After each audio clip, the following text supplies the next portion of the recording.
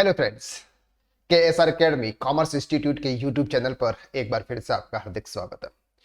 Friends, free tax consultant service के अंदर हमें किसी एक प्रोफेशनल ने एक क्वेश्चन किया था कि सर अगर हमने अपनी फर्म से हमने किसी दूसरी फर्म का सर पेमेंट कर दिया है तो ऐसी कंडीशन में हम क्या करें, उसकी एंट्री कैसे करें। सर प्लीज आप इसका सजेस्ट कीजिए। तो आज हम इसके लिए एक वीडियो बना रहे हैं। इस वीडियो में हम डिटेल में देखने वाले हैं क्योंकि ये प्रॉब्लम हर किसी की होती है सर। क्योंकि कोई पर्सन किसी और की फर्म का कभी कभी पेमेंट कर देता है, किसी और के अकाउंट से पेमेंट कर दिया जाता है। यानी कि जिस फर्म का अकाउंट है उसी का जीएसटी का पेमेंट तो हम कर ही सकते हैं, लेकिन हमने किसी दूसरे फर्म का जीएसटी का पेमेंट अगर हमने कर दिया हमारे बैंक अकाउंट से, तो उस समय की सिचुएशन के अंदर हमको क्या करना है वो आज हम इस वीडियो के अंदर कवर करने वाला। वीडियो के लास्ट तक बने रहिएगा। सबसे पहले बात करते हैं कि नॉर्मली सर ऐसा कौन करता है। ये करता है सर ये टैक्स कंसल्टेंट फर्म या फिर कोई चार्टर्ड अकाउंटेंट की जो फर्म होती है वो अपने क्लाइंट के बिहाफ पे टैक्स का पेमेंट कर सकती है। नॉर्मली अगर आपने किसी एक चार्टर्ड अकाउंटेंट है जिसका आप जीएसटी का रिटर्न फाइल करवा रहे हो, आप उनके अकाउंट्स में पेमेंट जमा करा रहे हो और चार्टर्ड अकाउंटेंट की फर्म अपनी बैंक अकाउंट से आपकी फर्म का पेमेंट कर रही है, तो ऐसी सिचुएशन में सर ये हो सकता है। लेकिन नॉर्मली अगर एक फर्म किसी दूसरे फर्म का जिसके साथ में कोई रिलेशन नहीं है, ऐसी फर्म का अगर कोई पेमेंट करता है तो वहां पर सर ऐसा नहीं करना चाहिए। सबसे पहली कंडीशन तो ये, अगर आपने ऐसा कर दिया तो एंट्री कैसे करनी है वो हम बात करते हैं। सबसे पहले हम बात करते हैं यहां पर फर्म ए और फर्म बी। सर ये दो फर्म है, आपने इस फर्म से इसके बैंक अकाउंट, फॉर एग्जांपल यहां का जो बैंक अकाउंट है ये बीओआई का बैंक अकाउंट है। एक फर्म से ये जीएसटी में रजिस्टर्ड थी और ये फर्म भी जीएसटी में रजिस्टर्ड है। फॉर द मंथ बात करें सर नवंबर मंथ का पेमेंट था, नवंबर मंथ का इस फर्म का जीएसटी का पेमेंट था फॉर एग्जांपल 50,000 रुपीज। आपका आउटपुट टैक्स लाइबिलिटी जो भी थी, आपने आउटपुट को इनपुट के सामने सेटअप किया और जो भी आपका टैक्स बन रहा था वो टैक्स आप यहाँ पे इनका था। इन फर्म का टैक्स था फॉर एग्जांपल 25,000 रुपीज, 25,000 रुपीज। अब सर इस फर्म ने जीएसटी का पेमेंट किया, अपने ही बैंक अकाउंट से पेमेंट किया।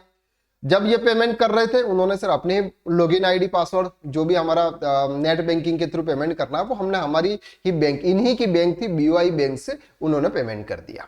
सर क्या पेमेंट किया होगा, नॉर्मली अगर हमने उसको जीएसटी पेबल के लेजर्स में अगर वो अमाउंट ट्रांसफर किया होगा तो GST payable account debit 50,000 to BOI bank, जो भी आपकी बैंक है उस बैंक से आपने पेमेंट किया और आपने उसको पेमेंट वाउचर के अंदर रिकॉर्ड कर दिया और आपका जीएसटी, जो भी जीएसटी पेबल आपके ड्यूटीज एंड टैक्सेस में जो आपको दिख रहा था, जहां जिस ग्रुप के अंदर आपने उसको रखा था वो आपका क्लोज हो गया उस मंथ का। अब सर ये नॉर्मली ये रिलेटिव मानो या फ्रेंड्स मानो, जो भी मानो, ए के रिलेटिव थे सर बी, इनका भी जीएसटी का पेमेंट करना था, चाहे उनका नेट बैंकिंग खराब हो गया हो या कुछ भी इश्यूज हो सकते हैं। उन्होंने बोला ए को बोला कि ये जो 25,000 रुपीज का पेमेंट है ये पेमेंट आपकी बैंक से कर दोगे क्या, जो कि मेरा है बी की फर्म का जीएसटी का पेमेंट है 25,000। ये उन्होंने ए को बोला और ए ने बोला ठीक है कर दूंगा, अब मुझे वो वापस 25,000 रुपीज पे कर देना। अब ऐसी सिचुएशन के अंदर ए की बुक्स में क्या एंट्री करनी है वो बात। अब सर उन्होंने जीएसटी का पेमेंट किया, किसका किया, जीएसटी। अगर वो यहां पर GST payable account debit same to same करते हैं, लेकिन जीएसटी का पेमेंट इस फर्म का ए का नहीं था, तो इसके लिए क्या करेंगे sir, B account debit 25,000 to BOI bank account. Simple ये एंट्री आपको पास करनी है। सर ये जो 25,000 आपने जीएसटी का पेमेंट किया ये किसके बिहाफ पे किया, ये बी के बिहाफ पे किया था आपने। अगर आप जीएसटी पेबल अकाउंट्स को फिर से डेबिट करोगे तो वो आप ही की फर्म का पेमेंट माना जाएगा, जबकि आपने तो ऑलरेडी पे कर दिया, फिर से पे करने की आपको जरूरत नहीं है। तो यहां पर आप अल्टीमेटली किसको मान रहे हो, बी को आप मान रहे हो कि सर आपका पेमेंट आपने बी को पेमेंट किया, आप ऐसा कंसीडर कर रहे हो। यहां पे नरेशन में आप लिख लेंगे सर जीएसटी पेमेंट, ताकि कोई जीएसटी का इस तरह से अगर आपको शो हो और अगर आपको कोई ऑडिटर्स आपसे पूछे तो GST payment on behalf of B party या जो भी पार्टी होगी बी अकाउंट से जो भी होगा। क्लियर है? तो यहां पर सर ये अब इसको हेड होगा सर आपका लोन्स एंड एडवांसेस। आपने अल्टीमेटली आप उनको लोन दिया हुआ, लोन्स एंड एडवांसेस में आप इसको डाल दीजिए। अब बात कर रहे हैं सर यहां पे बी के अकाउंट्स में। बी के अकाउंट्स में जीएसटी का पेमेंट, यहां पर जीएसटी के आउटपुट टैक्स लायबिलिटी सर उनकी खड़ी रहेगी। यहां पर उनके जीएसटी पेबल में 25,000 रुपीज है। तो ये क्या एंट्री करेंगे sir? Same to same GST payable account debit, क्योंकि उनका जीएसटी का पेमेंट तो हो गया उनके लेजर्स में जब उन्होंने अपना लॉगिन किया था। लॉगिन में जीएसटी पेमेंट किया उनका जीएसटी नंबर जो भी डाला होगा। यहां पर सिर्फ उन्होंने पेमेंट करते समय बैंक उन्होंने यहां की सेलेक्ट की, बैंक उन्होंने ये सेलेक्ट की, ये वाली बैंक उन्होंने सेलेक्ट की, ये जो कि एक ही बैंक थी। क्लियर है? तो GST payable account debit to. अब से यहां पर क्या उन्होंने अपनी बैंक से पेमेंट किया है क्या? Answer is no. उन्होंने अपनी बैंक से पेमेंट नहीं किया। उन्होंने किसकी बैंक से किया? ए की बैंक से। तो ए को वापस उनको देना है, इसलिए यहां पे क्या करेंगे sir? A account credit 25,000 rupees. I hope यहां तक क्लियर है। इसका जो हेड होगा सर वो होगा अनसिक्योर्ड लोन। इसका क्या होगा सर? Unsecured loan. अल्टीमेटली आप ये मान के चल रहे हैं कि आपने ए से लोन लिया हुआ है और लोन लेके आपने जीएसटी का पेमेंट किया हुआ है। अब आपका ये जीएसटी का पेमेंट क्लोज हो गया और यहां पर सर ए अकाउंट्स आपका क्रेडिट साइड में अमाउंट आपको शो हो रहा है और यहां पे इनका डेबिट साइड में अमाउंट शो हो रहा है। ये मान रहे हैं कि हमने बी को पेमेंट किया, उनसे हमको 25,000 रुपीज लेना है और बी ये मान रही है कि हमने ए से पेमेंट लिया है जो हमको वापस पे करना है। अब सर ये जब वापस पेमेंट करेगी, किसको पेमेंट करेगी? ए को करेगी, क्योंकि ए ने 25,000 रुपीज उनके जीएसटी का पेमेंट किया था। तो सिंपल एंट्री फिर तो ए अकाउंट डेबिट टू। अब उनकी बैंक से पेमेंट होगा, बी की बैंक जो भी होगी उसकी बैंक से पेमेंट होगा 25,000 रुपीज। अब उनकी बैंक से अमाउंट अब क्या होगा सर? डिडक्ट होगा।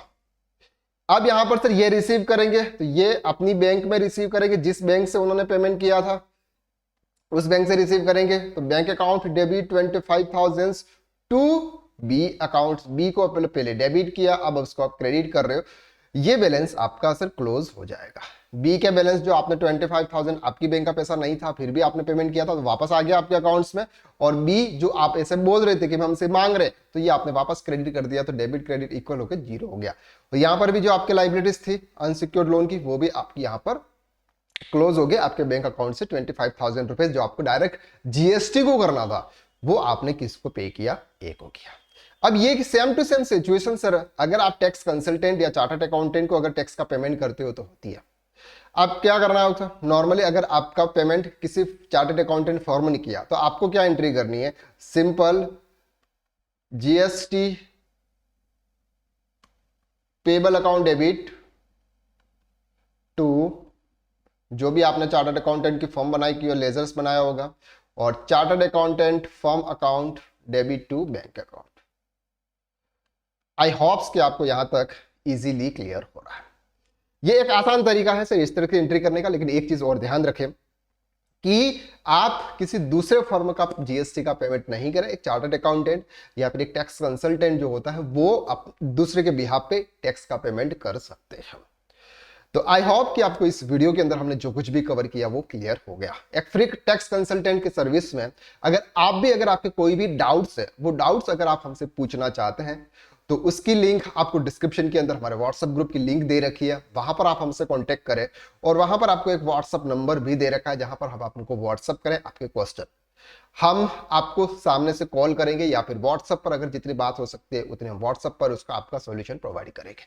नॉर्मली मार्केट के अंदर बहुत सारे ऐसे प्रोफेशनल्स हैं जो काम करते हैं, काम करते करते अगर उनको कुछ प्रॉब्लम्स आ जाती है तो सर उनको कोई सॉल्यूशन नहीं मिलता है। तो हमने ये एक इनिशिएटिव किया हुआ है कि सर अगर आप अपने फील्ड में कोई भी प्रॉब्लम है, अकाउंटिंग एंड टैक्सेशन रिलेटेड कोई भी प्रॉब्लम, कोई भी समस्या अगर आपको आती है तो आप हमें कांटेक्ट कर सकते हैं। हम आपको बिल्कुल टाइम पर रिप्लाई करेंगे और आपको व्हाट्सअप करना है। व्हाट्सअप के बाद अगर हमारी टीम आपको कॉल कर लेगी, अगर कॉल नहीं आता है तो फिर आपको नेक्स्ट डे कॉल करना है। ओके, आज के लिए बस इतना। नेक्स्ट लेक्चर में फिर मुलाकात करते हैं, तब तक के लिए थैंक यू सो मच।